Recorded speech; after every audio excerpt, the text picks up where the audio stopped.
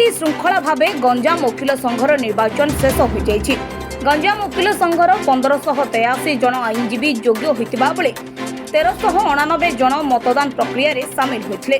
वकिल संघर सभापति भावे सर्वाधिक 686 भोट पाई सभापति भावे नयन चंद्र महापात्र विजयी होइछन्ते। उपसभापति भावे 1121 खंड भोट पाई राम प्रसाद पंडा निर्वाचित होइतिबा बेले संपादक भावे 732 खंड भोट गिरिजा शंकर बेहरा और महिला कार्यकारिणी सदस्य भावे मीराबाई पाणिग्राही 851 खंड भोट पाई निर्वाचित होइछन्ते।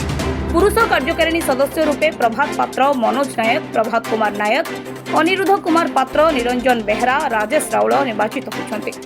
समस्त मोर धन्यवाद मोर वयोज्येष्ठ और पूज्यस्पद समस्त मोर भाई भौणी मान जयजत्ता करते धन्यवाद दूसरी मु समस्त को लेकिन कार्य करी विश्वास रखे समस्त मत कॉपरेशन करेंगे आ जो कार्य आम अधूरा अच्छी जोड़ा आम बिल्डिंग जो अधूरा अच्छी से कार्य त्वरान्वित करने समस्त सहयोग काम करी। प्रथमे मोर बड़ सान सब वकिल भाई को प्रथम सम्मान सहित नमस्कार करुच्ची।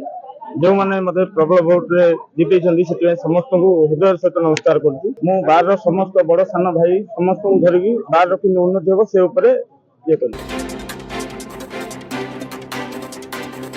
रिपोर्ट विप्लवी परिक्रमा।